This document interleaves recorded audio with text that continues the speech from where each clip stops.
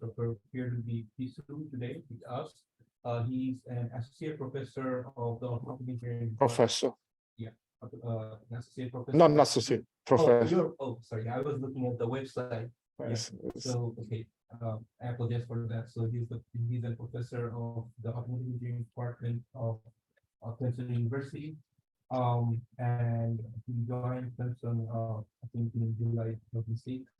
And his research interests include the wide area of fault diagnosis, application to vehicle systems, energy management, control of hybrid electric vehicles, sliding mode control, and robust mode control. He's also a member of the ASAE and the SAE.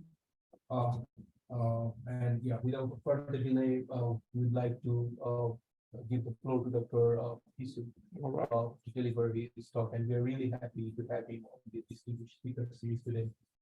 Thank you. All right, thank you very much for the invitation. I'm glad to be able to be here and presenting some of the results that we did in the last, I would say, 3 years of research working on this series of projects as part of this C2M2 center. So without further ado, I'm going to outline my talk. Is divided in basically 3 parts because of the way that we did the projects along the timeline. And the first part is about false data injection attack with the connected vehicle using cloud computing. The second one refers to the security of deep learning in the visions part of autonomous vehicle against the adversarial attack. And the third one is a little bit different topic, which has to do with safety, and in particular the impact of the weather conditions on the 5G communication. So let's start with the FDI attacks in connected vehicles. So what's the problem here? The problem is that we have a general scenario of cooperative system of vehicles, not specifically platooning, but we're looking at a more generic case.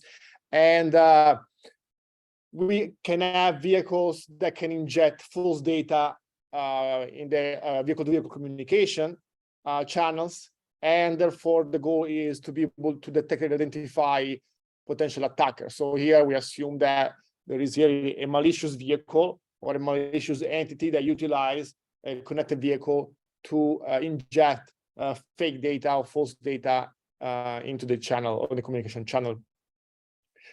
So what we did is to try to develop a solution which is a generic and doesn't really depend on the particular cooperative control utilized for the management of the system. And we also look into a data fusion algorithm that can efficiently fuse all the information coming from the different vehicle, and then create an attack detection unit, which basically can detect and isolate which vehicle is injecting the false data. And one of the important features is that the algorithm must be able to run fast enough that can be almost in real time because of the particular case of vehicle application, in particular if we are doing, for example, vehicle platooning. So what our contribution would be have been the creation of a full signature table, optimal threshold selection for our attack and detection scheme, and then propose this general scalable solution that is available for a variety of connectivity between vehicles. Doesn't have to be necessarily platooning or and doesn't depend on the controller that is utilized for controlling the vehicle operations. So a little bit of a modeling aspect. So basically what we do here, we assume that each connected automated vehicle can publish their own information. We call that XI. And also they can also publish information about the surrounding vehicle. So they have basically a suite of sensors that allows them to detect and identify the positions of surrounding vehicles. And this is also published on the communication channel. This information is sent to the cloud, and this is done for a certain radius around the vehicle. So we are not considering infinite range, but we consider a certain range around the vehicle of interest. Okay, and within that, we are looking at all the surrounding vehicle in that radius. Okay, so one of these vehicles will be attacked, and so the original data will be then manipulated by the malicious entity, and which will publish basically fake information. And in particular, we look at the case of attack onto position and velocity data. To simplify our analysis, we look into the problem of platooning of 20 vehicles. This is not a limitation in terms of the application and the process, the procedure, but it was just for purpose of illustrating the idea. And what we're going to do is try to identify and the attackers and mitigate the impact of the attack. So the model is very simple that we utilize here.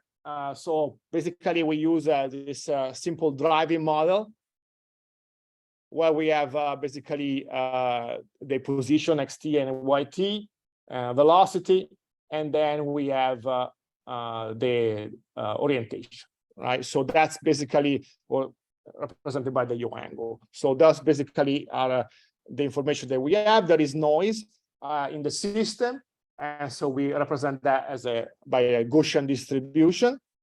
And then we have also measurements.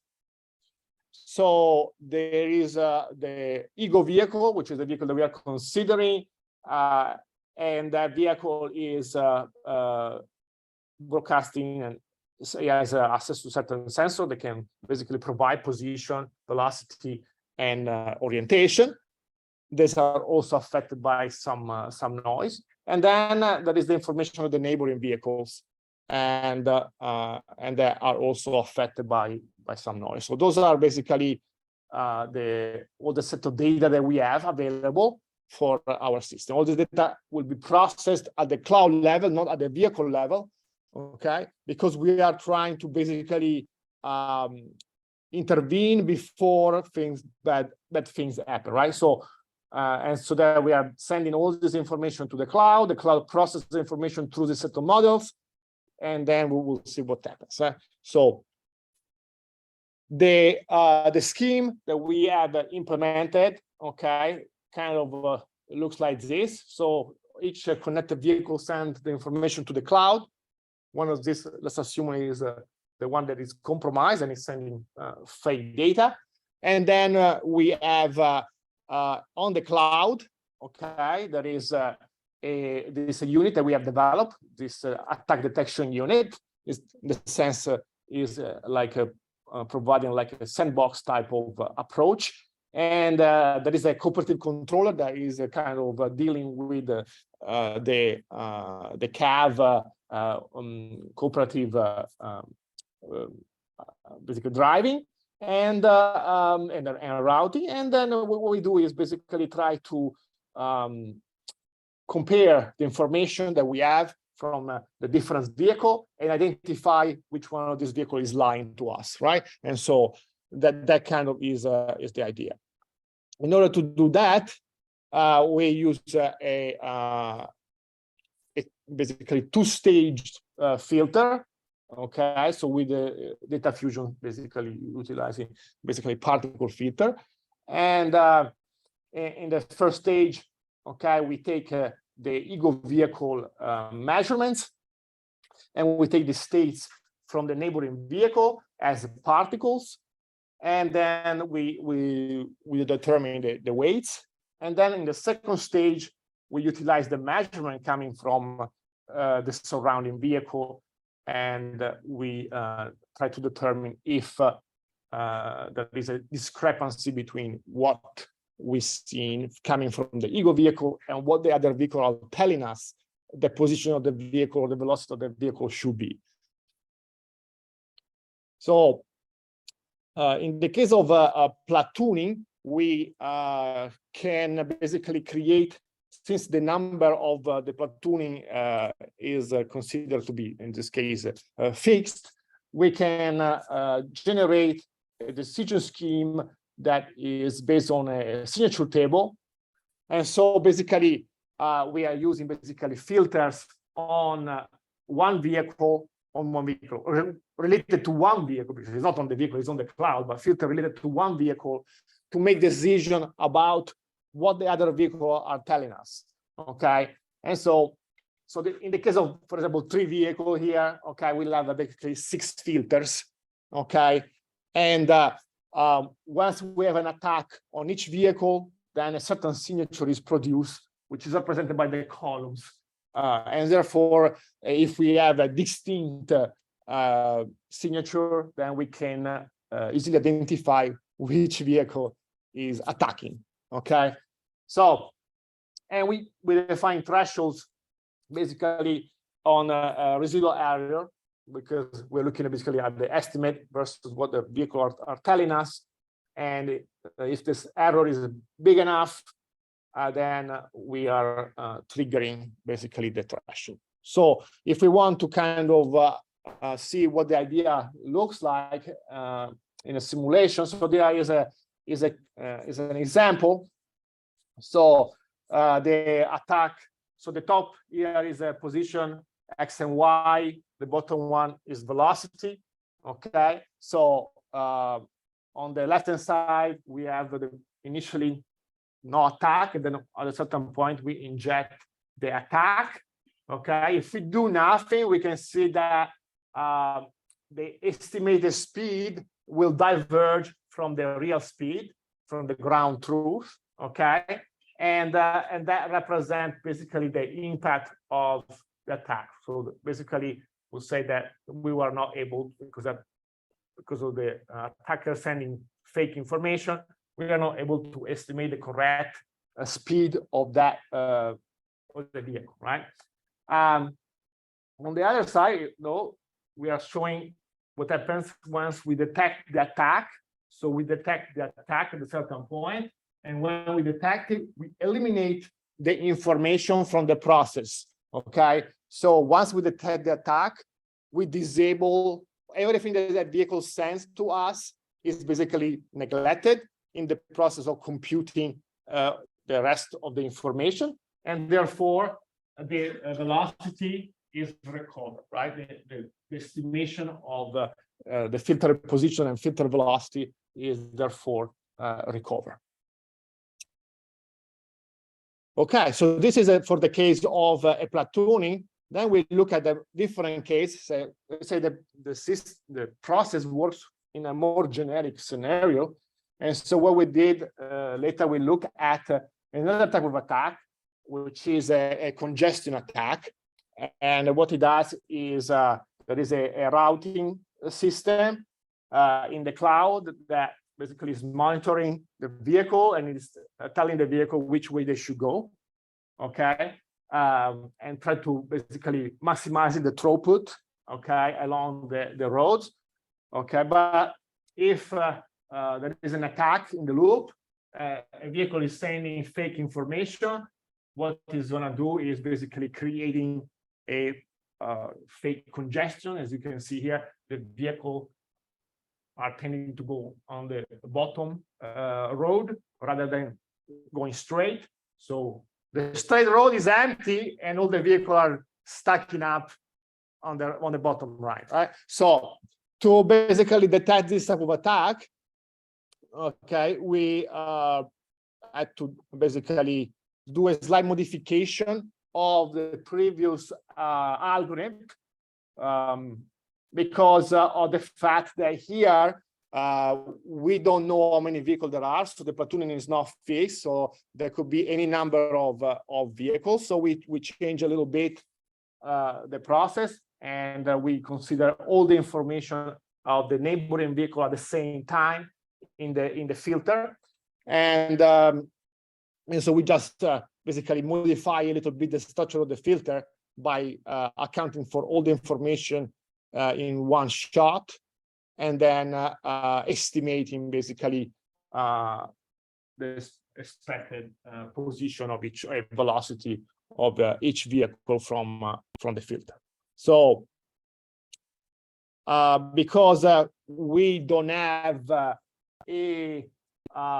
this is done for each vehicle, right? Each vehicle is considered as an ego vehicle and is looking at all the surrounding vehicle, and there is a filter for each vehicle that looks at all the surrounding vehicle according to that formula.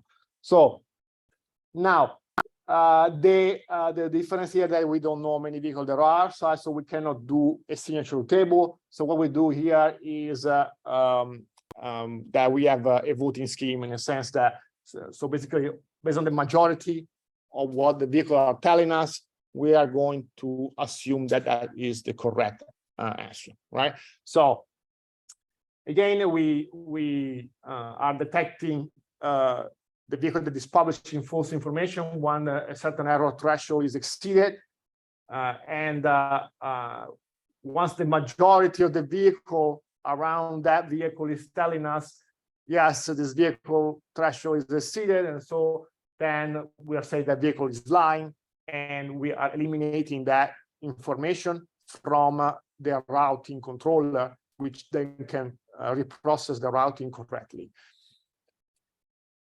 So the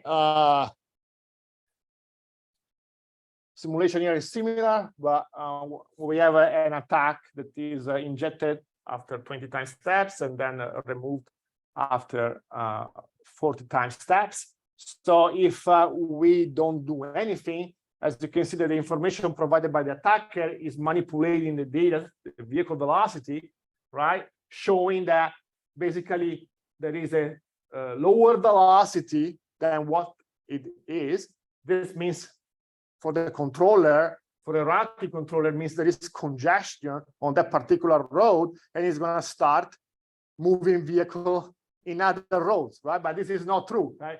The real speed is the black one, right? And so the attacker is basically making congestion on the other roads, right? So with our scheme, we are able basically to detect the vehicle that is lying to us and reconstruct the correct or close to correct speed along their route, so that the routing controller can continue its operation without causing basically a congestion on the other roads.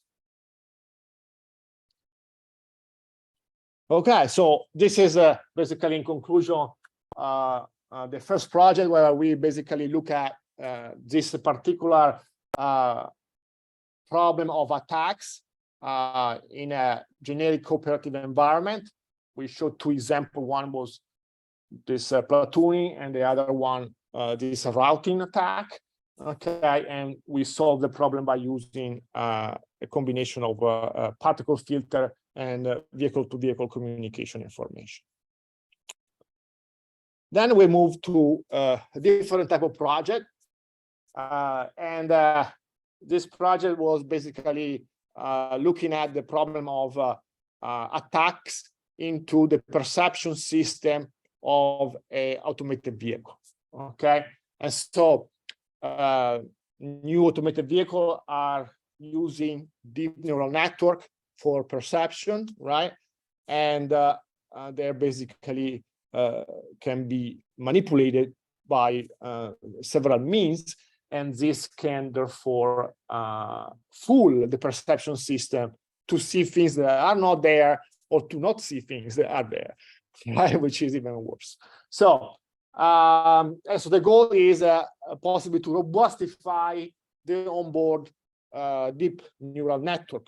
Now, one of the challenges here is we don't want to modify the neural network, because to train a neural network on an autonomous vehicle takes years, right? So going and say, oh, we need to robustify the neural network, we have to modify the architecture, we need to retrain the whole thing, that's not the solution, right? So what we were trying to find was, okay, is it possible to do something by not manipulating the current neural network, but adding something or changing something else to be able to basically improve, okay, the resiliency against attack. Okay. So, and what we ultimately came to propose was a new scheme for that utilizes basically a discriminative and generative ensemble model that basically utilize current DNN, and then on top of that add the stacks another type of neural network without modifying basically the original DNN.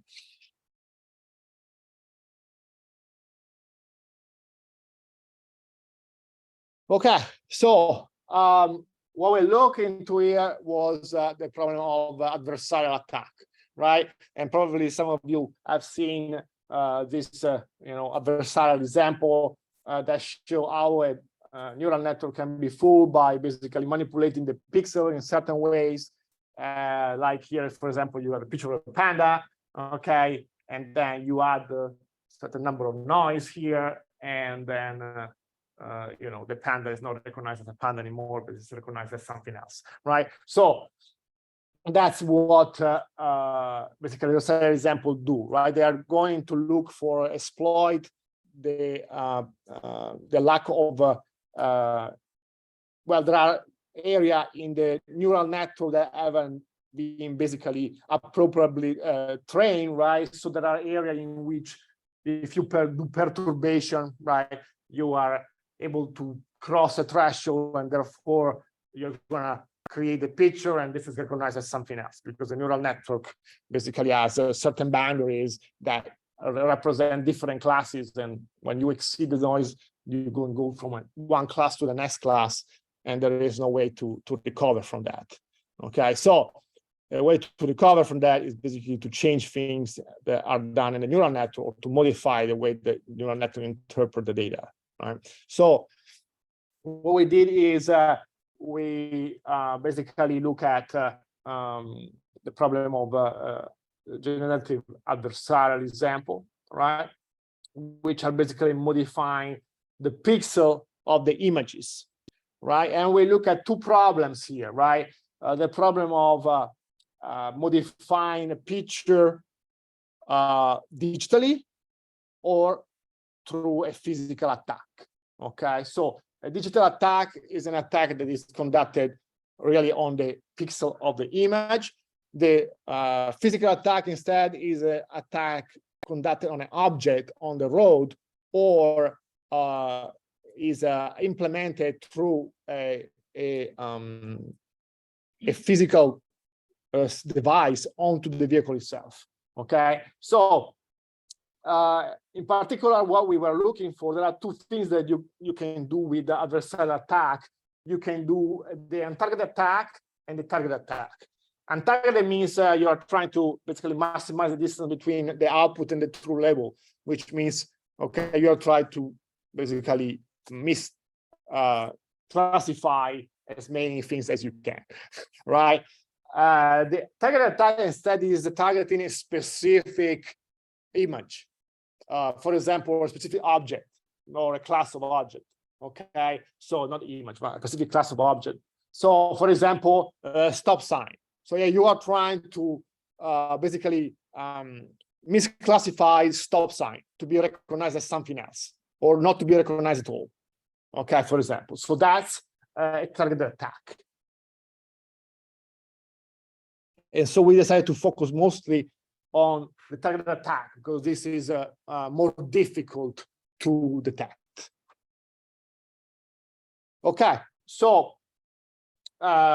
because we look at two types of attack, digital and physical, we had to use a different way to generate the attack. And so for the digital attack, we use a typical approach of that is the FGSM, the fast gradient sign method.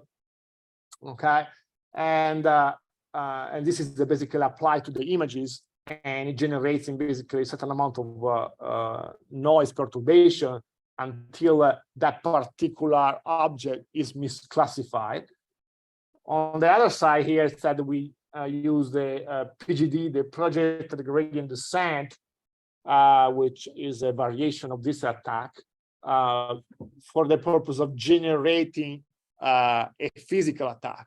So again, physical attack means you're generating really a physical device. For example, generating a new stop sign that you put on the road, and that stop sign, okay, is not detected, okay, by the neural network, okay? Or you're generating something else like a 3D object that you put on the road, and that's not recognized, okay, as an object that you would expect to be recognized, okay? So that's the case. So what we did here, we apply this FGSM for the digital attack to standard Cipher 100 image classifier.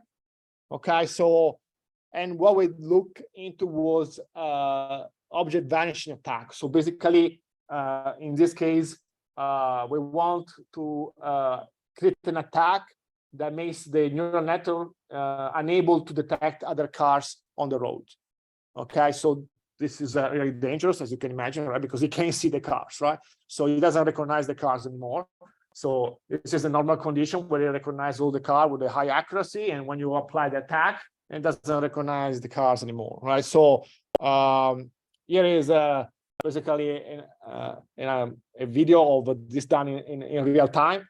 So basically, here you got the normal condition, and here when the attack, as you can see, at a certain point, you cannot recognize the cars anymore, right? And so you're blind, right, against the cars. You can see everything else, but you cannot see the cars.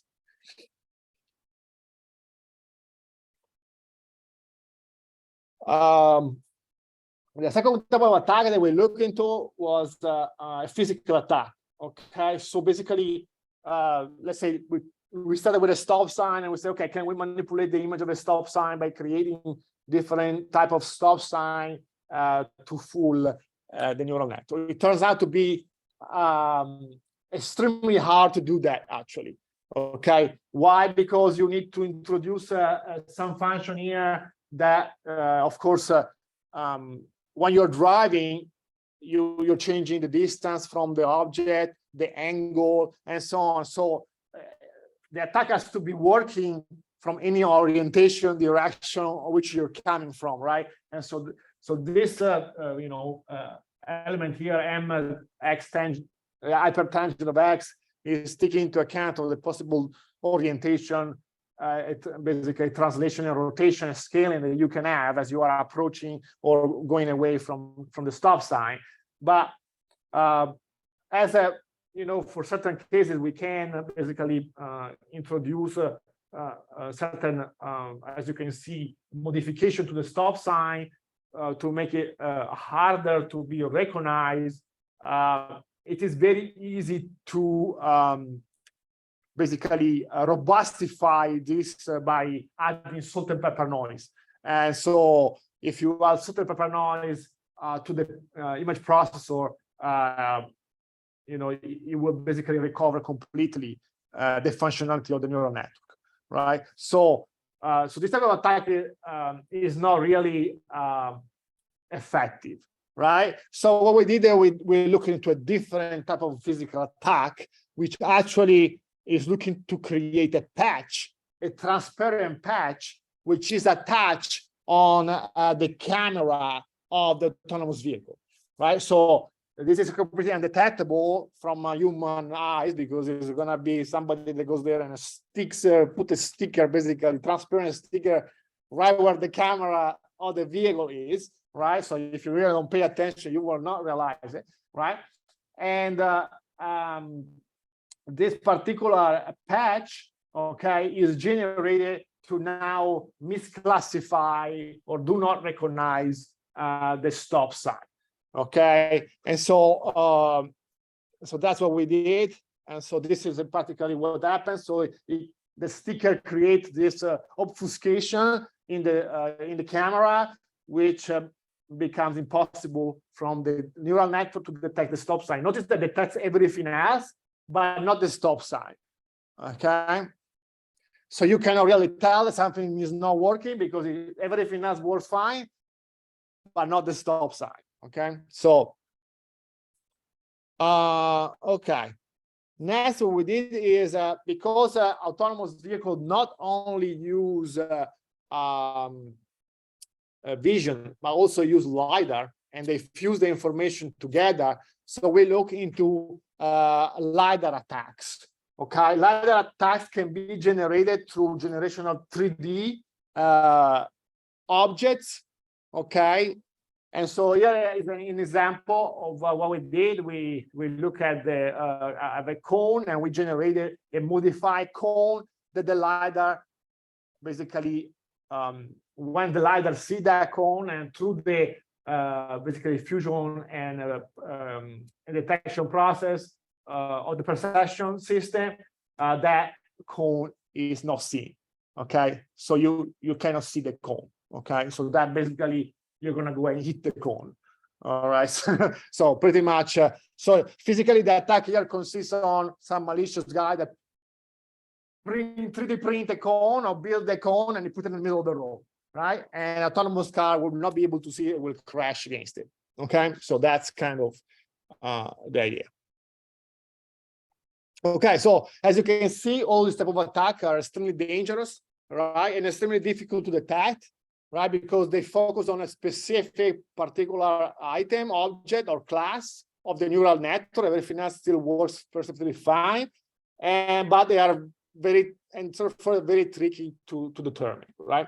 So so what we did is we were trying to find a way to make the system more robust and resilient to this type of attack, to be able basically to detect this type of attack, so that the perception system is not fooled and it can still operate as expected. Okay, so what we did, we came up with a new architecture. Okay, this architecture consists of the two steps. The blue step is the whatever is on the car. Okay, so this is the given neural network, and this is the additional thing that we have created. Okay, the green part.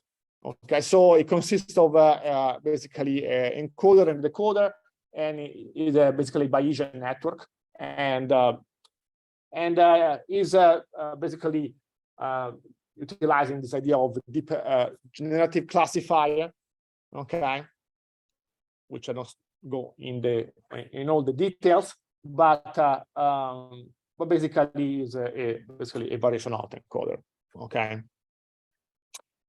So with this type of structure, what we do is we train the system in such a way that we model the attack within the neural network. Okay, so so information of the model of the attack in this case is introduced in this green part of the model, so that is like, if you know controls, right, is when you are trying to introduce a model, okay, of the noise in the controller to reject the noise, right? It's kind of the same idea, right? So we introduce a model of the attack within the neural network to reject the attack. Okay, so basically this is the idea. So, and okay. In addition, typically this type of network will just utilize the information coming out from the previous neural network, right? So the feature extracted by the previous neural network will be fed to this network. But in this case, to improve the accuracy, we also feed the original image so that we can actually understand more about how this machine learning algorithm interprets the image itself. Okay.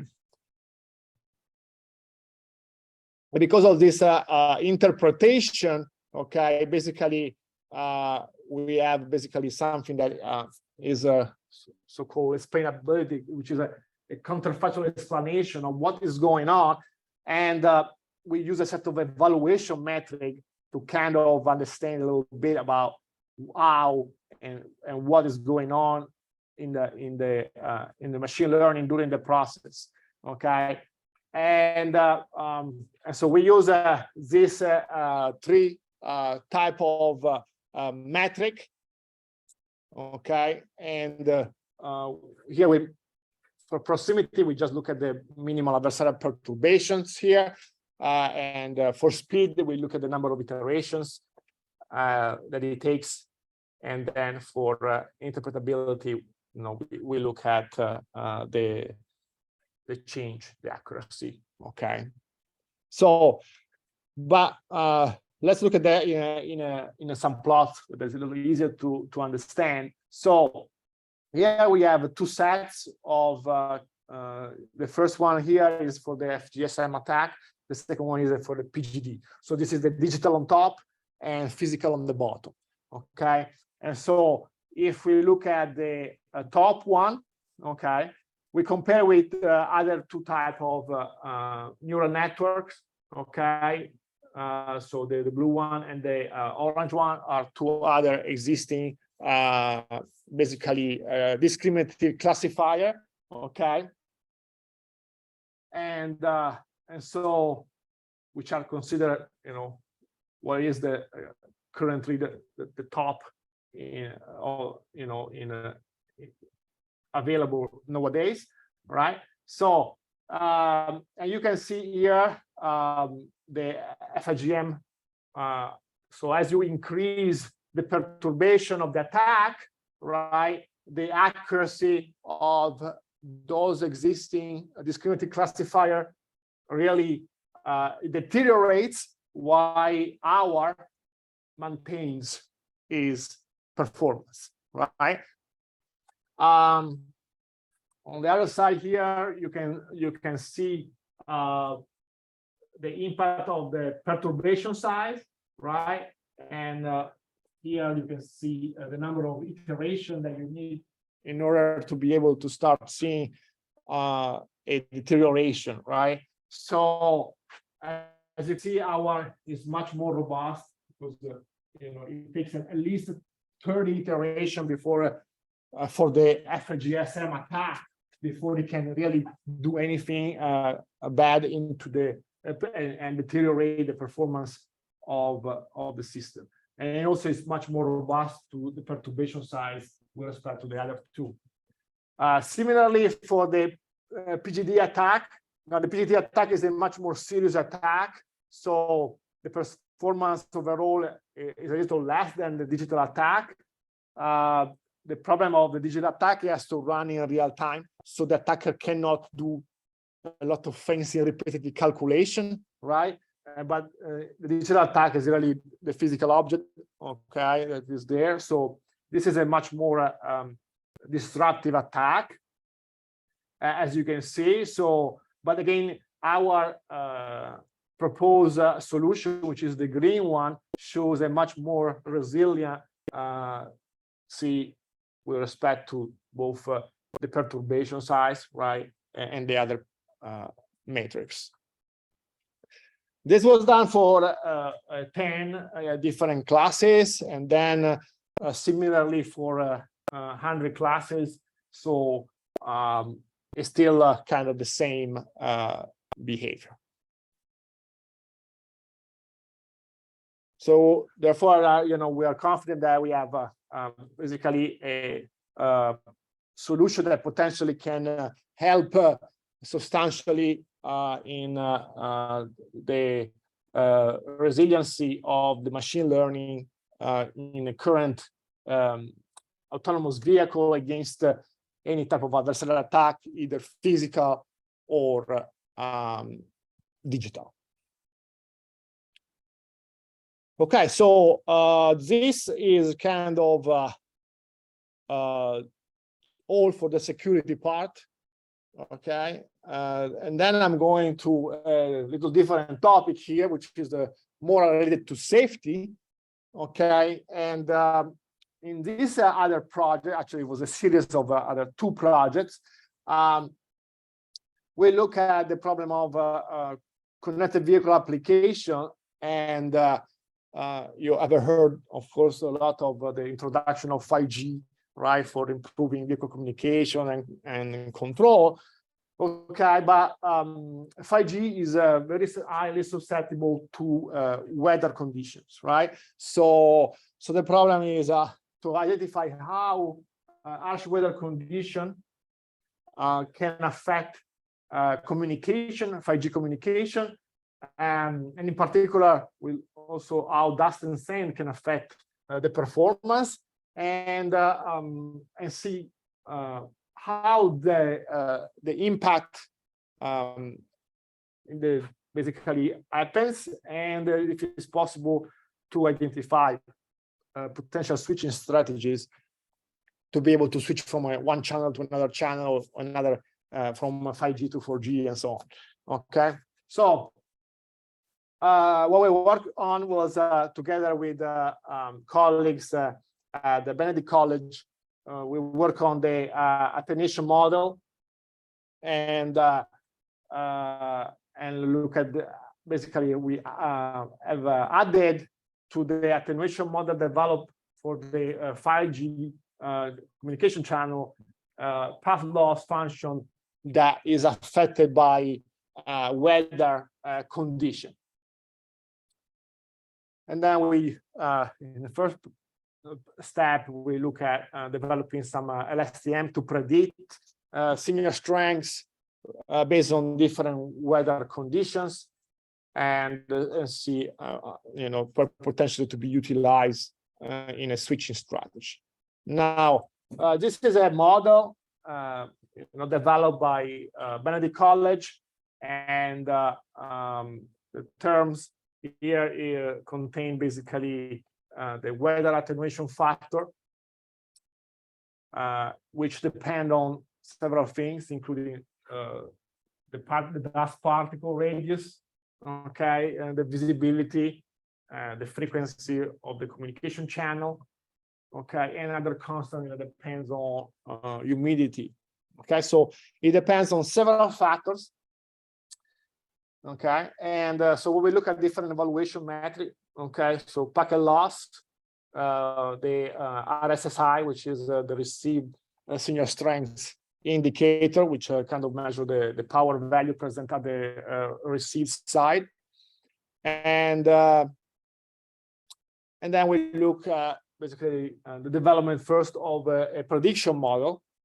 Okay, so we had development two models. The first model use univariate forecasting, and this only utilize RSSI information, and the second one that is a multivariate forecasting that utilize RSSI plus humidity plus visibility information for a prediction. A little bit of analysis about the how this thing affected, how the various factors affect the channel performance.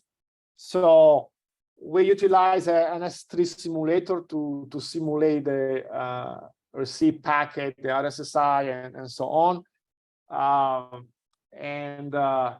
So here is a first simulation that we did, where we introduced different particle size, and we look at the percent of packet losses.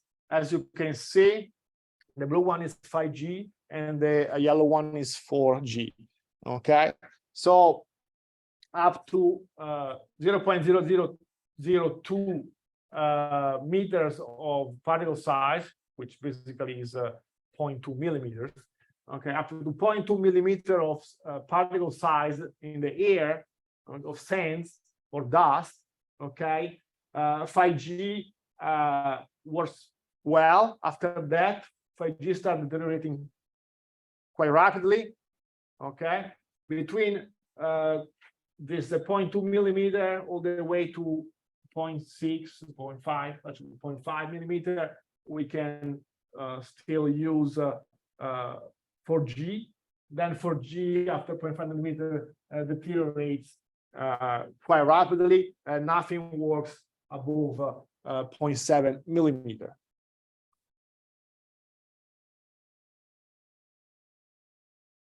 If we look at the impact of visibility, okay, on that, so 4G is quite strong and is preferred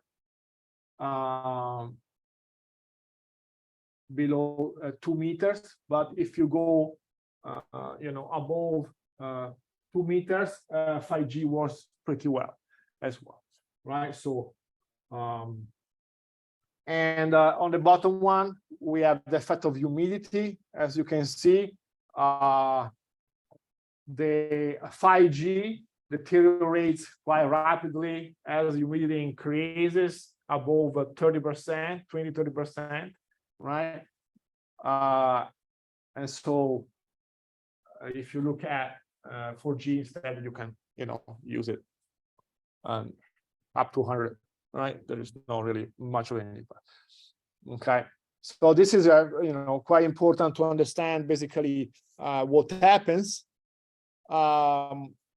with different environmental factors, right? So then what we did, we use generated RSSI data sets for training the neural network. This is an example using 4G and using 5G.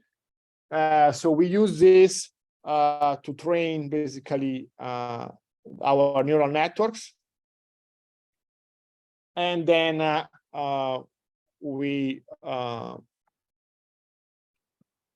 evaluated, okay, our LSTM, okay, between the univariate, the multivariate, and the 5G and the 4G. Overall, basically, is that the multivariate provide a better estimate or prediction, obviously because it utilizes more information, right? Humidity and visibility as well, with respect to the univariate. Here, then this is just a test utilizing an extra 1600 time steps, and show basically the difference between the actual data and the forecasted information. So both cases of, in this case, we have 4G on this side and 5G on that side. If I look at then the other aspect that we look now is that was just to look at visibility, humidity, okay, and with respect to RSSI. Now then, what we did is, okay, we want to see the impact on different sub-frequency, sub-bands of the 5G based on different size of the particles of dust. Okay, and so, and here we basically look at 3 classes of particle size that we call low level, medium level, and high level based on the range of the diameters of the particles. Okay, and we look at the simulation in receptor conditions with the visibility going from 2 to 10 kilometer, humidity from 0 to 100, and frequency of 21, 28, 39, 60, 73 gigahertz. With vehicle running at the speed of 20 meters per second by moving basically synchronously, okay, at fixed relative distance on a highway scenario. So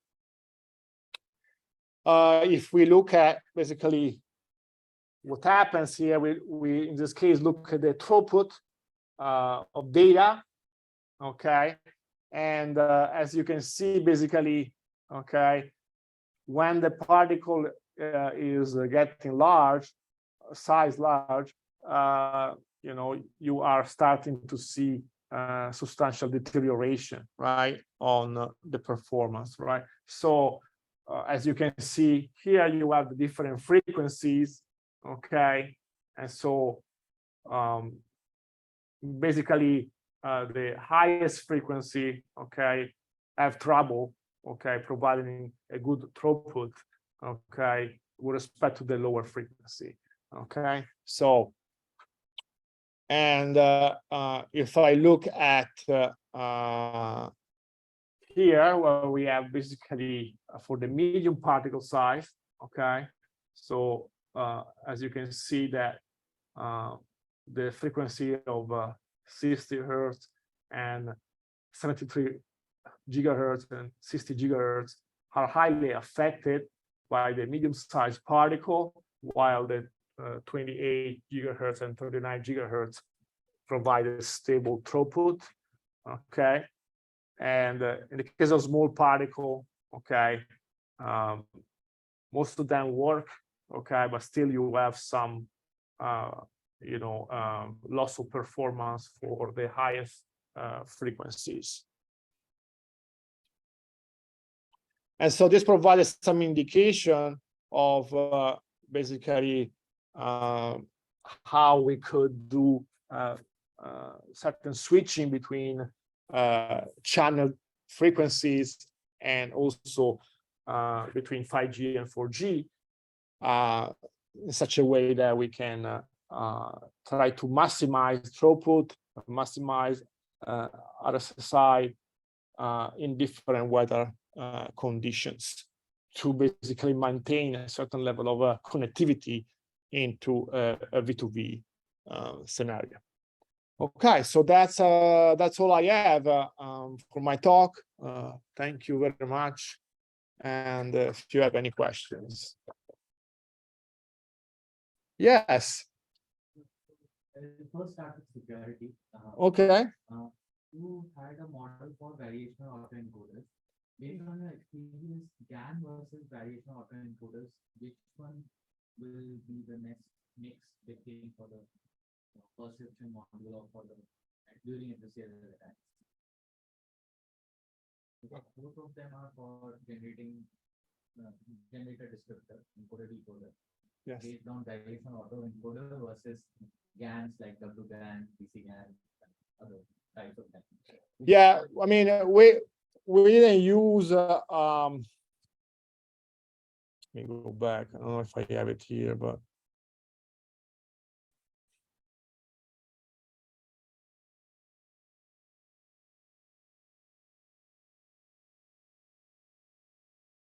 sorry, I went too far. There you go. So yeah, I mean, I know there are several ones that you can use, right? I mean, so we didn't use anything, extremely, nothing novel or complicated, right? So but the only novelty here, the main novelty here is in the idea of how we use it, right? And on the particular generative classifier that we are using, right? So it's possible that certain may work better in certain scenario rather than other for certain particular topology. For example, we are right now try to use this for this was done for images, but we're trying to use a similar idea for CAN messages in the vehicle, right? So for attack into the CAN bus messages, right? So the structure of the data is different, so we had to do some modification and things like that. So it still works, right? But maybe modifying the type of classifier provides maybe a better performance in certain cases, improve accuracy in certain cases versus another.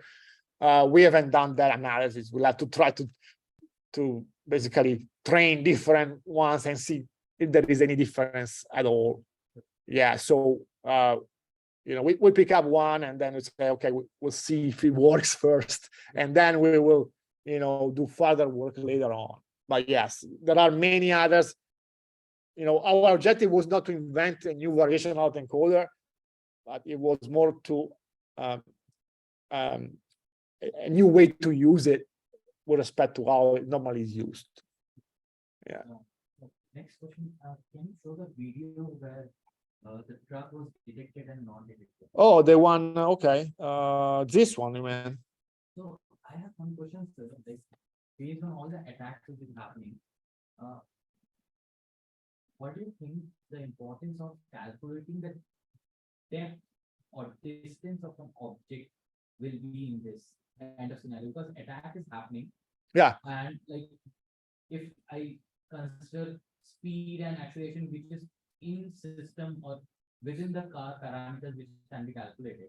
But in this perception module, if the object has been detected or not, has a relation with how, what's the distance of that particular object? Yes. Maybe see the front cars, which has been detected in the left and not detected in the right. So how can we see the impact in attack efficiency based on the distance of the object and whether it will impact the. Yeah, that's a good question. It's kind of hard to say, but so as you can see, right, you cannot even see some of the incoming vehicle, right? Yeah, which are actually pretty close. So yes, there is of course, a distance at which you start seeing again a little bit. It's going to be very close to the vehicle, right? So the only way to do that is that we have to do this through the entire. In this case, we were mainly focusing on the bounding boxes and make the system unable to see the vehicle by basically unable to draw a bounding box around the object, right? Of course, associated with the bounding box, there is a distance, right, that comes with it, right? Now here, I don't have probably the distance. We don't have the distance because I don't think this was a stereo camera. I don't remember if this was or not a stereo camera. Because in order to have the distance, you need to have a stereo camera. So I don't think this was, we had information of a stereo camera. So in order to see what you're saying, we would like to have somehow to have access to something that allows us to also have the distance of that vehicle. I don't think for when we developed this, we had that available. So I think this was like a single camera, and we will just try to look at the object and do bounding boxes around it.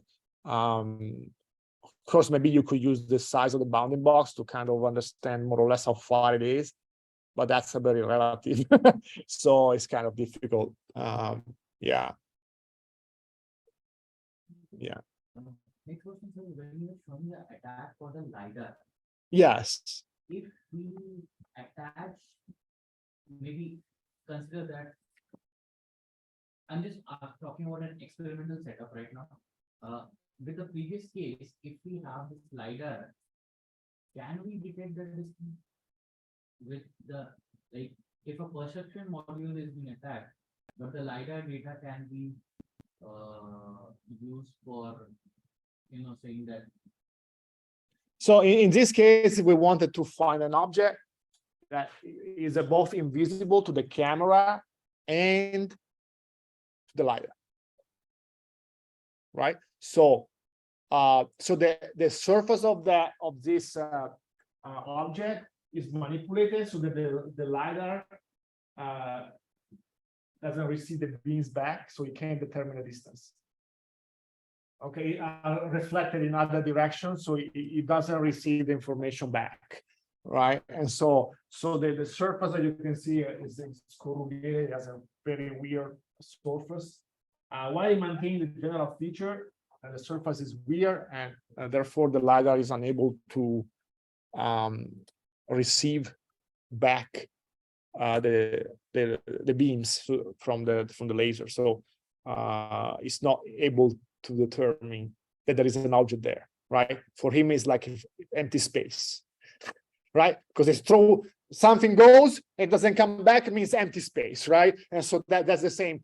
it goes, but gets reflected out of the LiDAR receiver, right? And so empty space. The bats. Yeah, That's how bad, like the bats, yeah. they don't see it. They don't see. So if they don't receive something back, they keep going, right?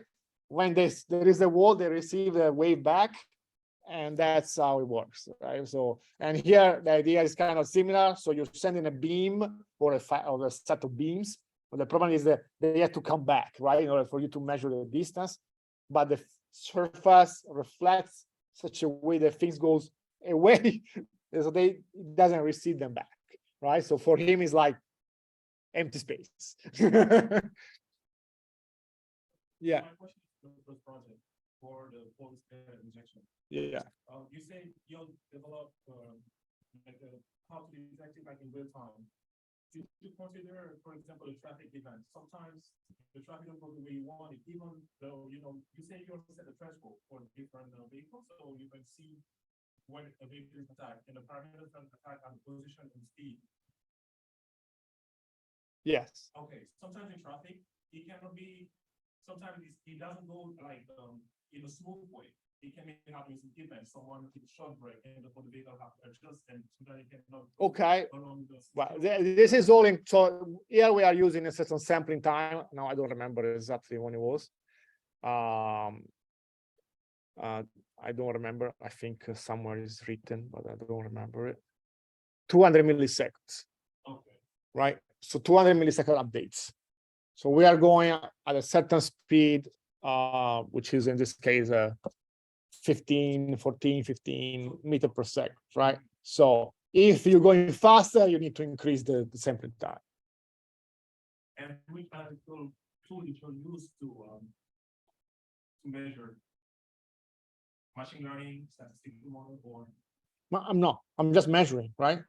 okay. So I'm assuming that measures are available, GPS or other sensor information that can be radar or GPS.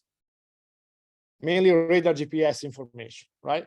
So each vehicle has its own GPS, broadcasts the information, and then I have a radar that tells me location of the vehicle around me, and I broadcast the information too. So assuming I have radars and GPS. Yes. Top and one. Yes. Question is, since the topic of your talk was adversarial attack and environmental factors, my question is, if the models are being trained on different lighting conditions and different environmental scenarios, can we say that that model will be more resilient towards adversarial attack? Or adversarial attack is just a theoretical term for making a model more robust during different environmental scenarios and lighting conditions? So while lighting condition, affect the performance of the neural network, of course, of the DNN, right, for the classification and detection. Really, it doesn't matter to the adversarial attack is independent on that, right? So it, of course, you can do it under different lighting condition or whatever, right? But still, the idea doesn't change, right? It's not like if change lighting is going to improve or anything like that. So you are still perturbing until things fell off, right? So it may be less perturbation, maybe more perturbation, but at the end, the result is the same. So the adversarial attack is basically determining, what level of perturbation is necessary to make the system to respond incorrectly, right? And that can take longer or not, right? So what we're trying to do, we're looking at things that are fast enough, right? Fast enough, what does it mean?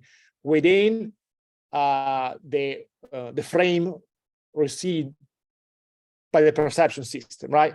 If it's at 30 frames per second, I had to do the calculation between one frame and the next for the attack to be successful, right? So that's why we use specific adversarial attack algorithm that can be fast enough, right? If it's too slow, there are other more sophisticated that you can do, but they are too slow.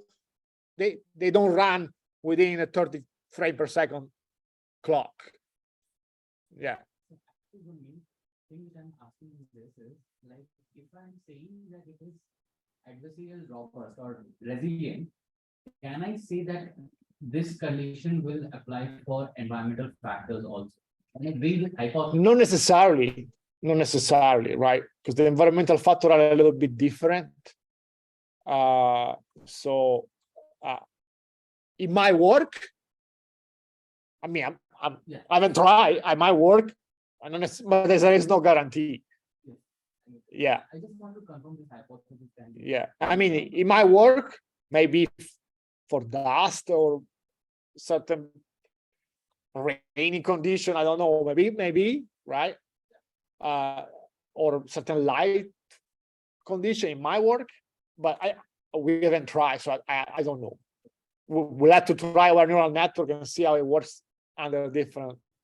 We don't have enough rich data set to do that. Yeah.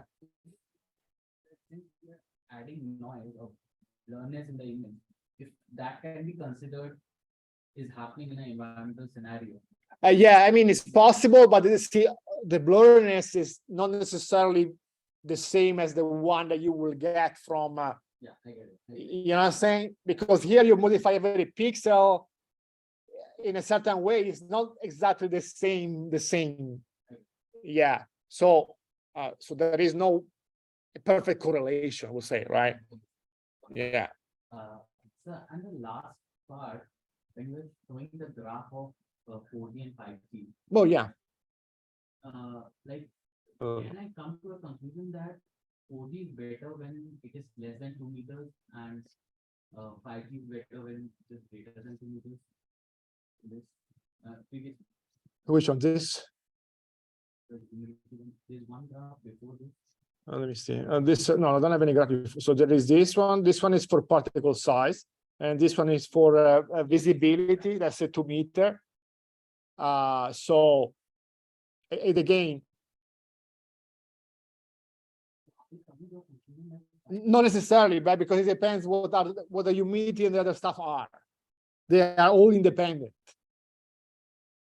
right? So if you have 2 meters but they have a high humidity, it still doesn't work.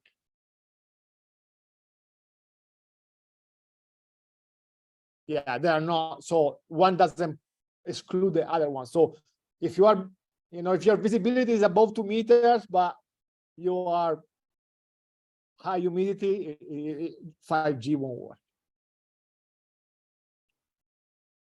5G is vulnerable towards input. So 5G deteriorates with humidity, right? And if low visibility and with the particle size, much faster than the other one. So 4G is more resilient than the 5G, right? So you're trying to use 5G because it's faster, right? But you need to know that if you're going in a certain area and you get bad weather, like I'm going there and it's raining, humidity is close to 100%, 5G is not going to work.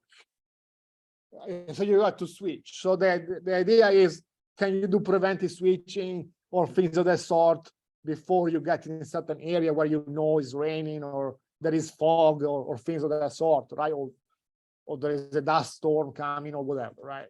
So it gives you some information that tells you, yes, I'm getting there, but as soon as I get there, my communication is gonna drop because 5G is not gonna work. So when is the best time for me to switch, right? So it should allow you to do some kind of this type of optimization along the way so that you can maintain certain level of connectivity even when you're crossing these areas. So that's the idea.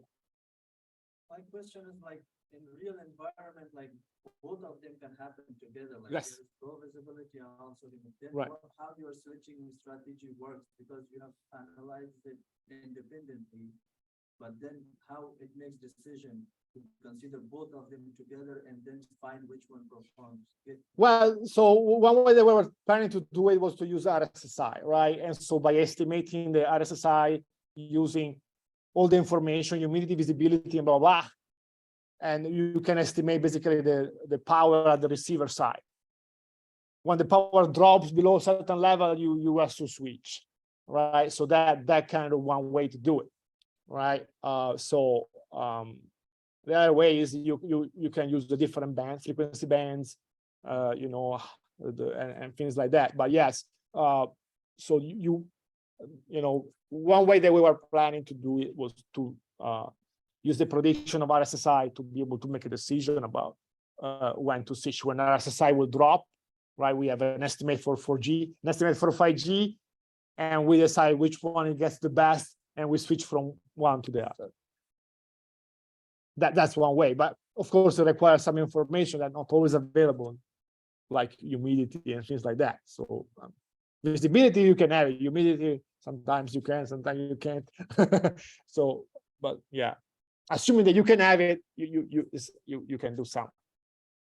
And just one thing else, like based on the visibility, like I want to know the mechanics of it, like why when the visibility becomes better, the 4G doesn't work, like No, the 4G works. The 4G works always. Is that the 5G also works, so it's better to use 5G. Oh, okay. Right, there is no point to use 4G when you can use 5G, right? If you have 5G, use it, right? But when you drop below 2 meters, you stick with 4G. That's the idea.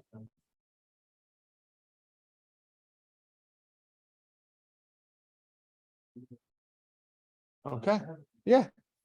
So thank you for your talk. It was great. Like in particular, it was very interesting for us because your work aligns with our research. So I have a few questions. So for the first study that you just mentioned, so you said that you simulated 20 vehicles, I think. Yeah. And then you injected some false data using some attack vehicles, right? Yes. So how many attack vehicles have you used for injecting the false data? Can you repeat? Like for injecting the false data, how many attack vehicles you used? So are you attacking using one of the vehicles among those 20 vehicles, or? Right, correct. I'm using one among those. Yes. So I'm using one among those is sending the fake information. I have another question regarding this. So say, because measurement error happens all the time, right? So how do you like distinguish between is it a false data or is it an error in data? Well, we put in our model the noise, right? So the vehicle model that we are using contains the noise. If I can go back. And so the noise is modeled in our model. So, and that's different from attack because the noise is just Gaussian noise. The attack is really numerical values, right? So, I mean, it's not like, so the attack is not noise. It's just, I'm changing the value. I'm telling you I'm going 30 miles per hour when I'm going 20. Right, and I'm not putting any noise in it. There is still noise, but there is a bias or a you know a drift in what I'm telling you with respect to the data. Right, I'm not providing a noisy attack. Yeah, because that wouldn't do much. Like the error or the noise is found while the attack may not be. Yeah, I mean the nature of the two are fairly different, right? As one, I'm giving you false velocity information, right? But it's not like, so I'm going on a level and tell you another level. There is a clear. There is a difference between what I'm telling you. There is noise, of course. I'm not telling you 30 miles per hour. I'm telling you 30.5, 29 point something. I mean, is moving, but it's not like I'm telling you 10 and then 20 and then 15 and then 25. It's not like that, right? Because that's not reasonable, right? Because if I'm driving on the highway, I don't slow down and accelerate, like I'm going pretty much a somewhat constant speed, right? Or few fluctuation. So it has to be reasonable, right? It doesn't have to be a crazy noisy thing that doesn't make any sense. Otherwise, it's too obvious that that's bogus. So it has to be bogus, but not so obvious. Okay, so that kind of the difficult thing. So about the second group, so the different strategy that you use. So the MQ strategy. So does it seem like an attack model within the discrete? Yes, we do. Basically, we do. We basically kind of through this graph, we introduce the manipulated variables. Sorry, I don't know where here. So through this graph, we introduce the manipulated variables. So so there is a set of variables, the M variable, that refer to what can be manipulated by the attacker. And so in a sense, in a probabilistic way, we model the impact of those. So what if you like you see an attack that maybe does not fall under the category of the attack? Like say for example, for this you consider the APS and the Pisu. It's still able to detect that something is not right. It won't be able to classify maybe, but it's still able to detect it. So in fact, what we did initially, we did it, we train it without adversarial data, so just with normal data. And then if we give them data which contain manipulated data, it will be able to recognize that there is an attack happening. It may not be able to tell me exactly which type of attack, but it is able to tell me that there is an attack. Detection and Right.